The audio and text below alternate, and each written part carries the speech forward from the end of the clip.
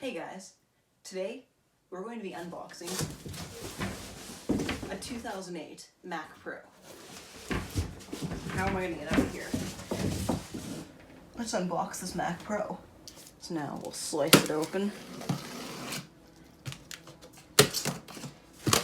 Don't remember if I mentioned, but this Mac Pro, I bought it for $40. I almost cut my finger off there. The stupid box has been sitting on my floor for, what is it, start of March? I don't know, like a month and a half almost. It's just been sitting here. So it's finally time to do something with it. Set all the accessories off to the side. Now let's take the computer out, which is not an easy task.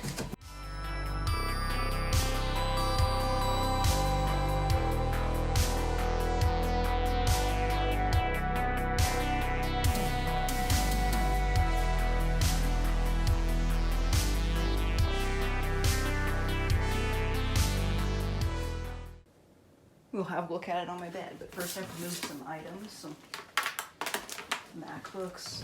Just throw them over here. This item can get put on the ground. Oh, there we go.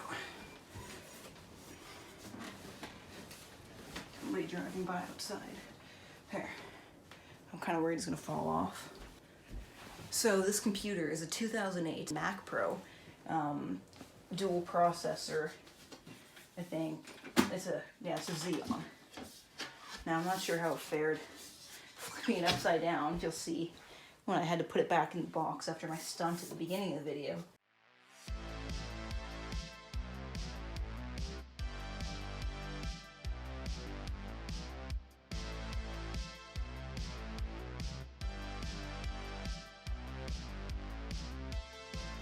Now there's a bunch of dust settled. Came out of the bottom. And this computer, I got a really good deal for it. I paid 40 Canadian dollars for it, like I said. And it has 4.8 terabytes of storage. It's got 3 1.5 terabyte drives and the 320 gig or whatever it is that it just shipped with. And it only has 2 gigabytes of RAM in these things. These RAM boards, which are awful. This is the Mac Pro 4.1, not the 5.1. The RAM was just on the actual logic board. No, these are stupid external boards.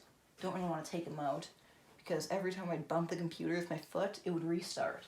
So I put these pieces of foam, I think it's like maybe acoustic foam or something, so that they don't get bumped. And it has an older Radeon of some sort, I don't remember which one it is. Inside of it you can see.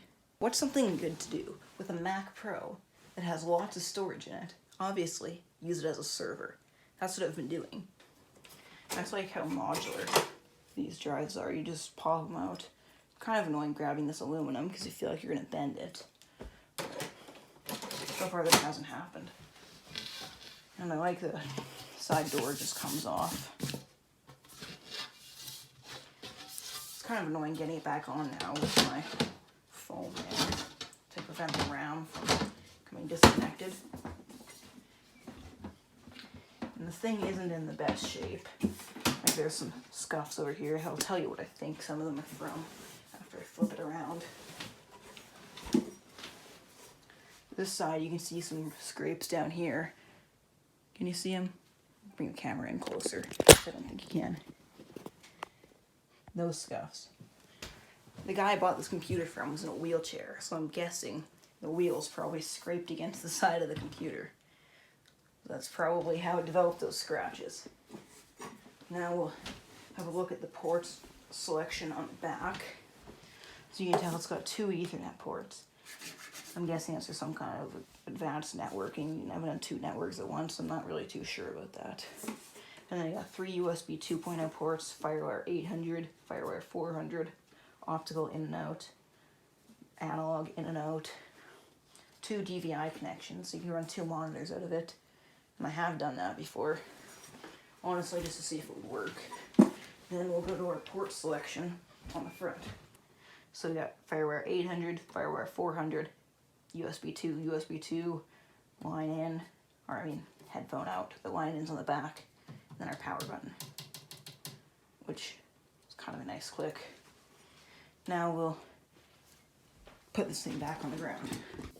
Need to get the new Mac Pro wheels for it. That would honestly make life a lot easier.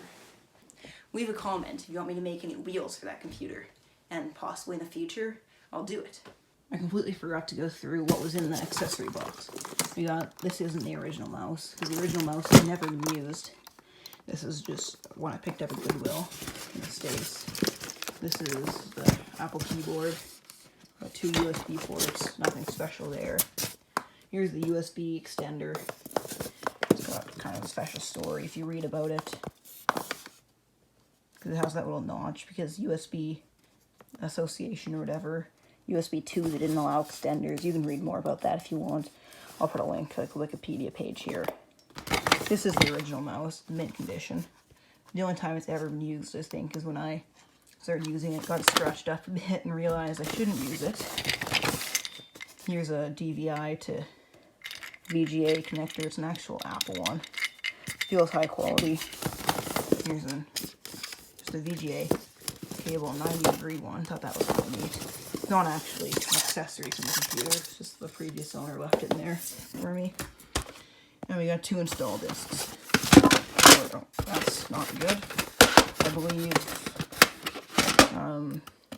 Snow Leopard. Like with Snow Leopard or just Leopard, I'm not sure.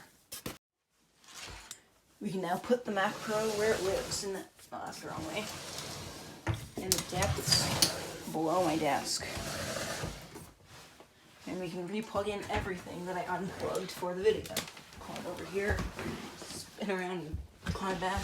It does have the original power cable, which I just didn't feel like unplugging to unbox. And it's that nice flush fitting kind. And I'm running it headless right now, because it's just easier rather than having a monitor on my desk for something that I can just connect to the screen sharing on my MacBook. And we got all these USB cables. We got FireWire 400 plugged in. These are basically just for connecting to iPods. The only thing I use this FireWire 400 for is connecting to my first gen iPod. So I think it's everything, and this is a mess back here. Like broken 3D printed clips. That's garbage. Now, turn it on, you can hear this amazing speaker.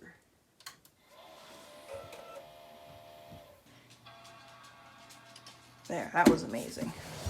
Truly a miracle. And we got more 3D printed clips. That one's only partially broken. I'll probably just keep it. Now it's time to show another accessory that came with the computer that I completely forgot about. The gateway monitor. It actually looks pretty decent. Goes with it. I didn't even know Gateway made monitors this recently. I thought they just made like old CRT ones and crappy LCD ones in the early 2000s, but this is actually a pretty nice monitor. I think it's, I don't know, it's an HD monitor or something. Almost just unplugged the computer itself. So Macintosh 1, I think ours is Macintosh 2. It doesn't say what version. I'm gonna take a guess and say Macintosh 2 and hope it's the right operating system. It wasn't, it was Macintosh 1. So this is the old version. And it's almost 1 year anniversary when I started making videos. It's March 2nd, I think my first video. Well, I made videos before this, but when I first started trying, it was on like March, I don't know, 17th or something. It was like mid-March or 15th, I really don't know. But I made stupid videos before, then I just deleted them. I don't even remember what they were, but Macintosh 1 this time, and maybe I booted from Macintosh 1. I really don't remember, and I don't feel like checking the clips. There we go. So it was Macintosh 1. And is it the wrong password? Nope. There we go. Now what's happening? Spooky. The screen's just moving and I'm not even touching the mouse.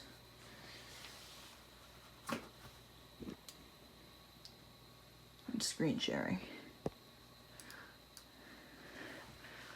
I'm running macOS Mountain Lion on an M1 MacBook. Actually, that'd be good clickbait for this video. Maybe I should do that. Yeah, that actually looks pretty good. It does look like I'm running Mountain Lion on this MacBook because it is high resolution like the screen. Then you go down, then you have two docks. If I There, we got double dock. So, yeah. Don't know what else to say, but thanks for watching, and I hope you enjoyed. If you want to see me make some wheels for it, I guess, tell me in the description. Thanks for watching.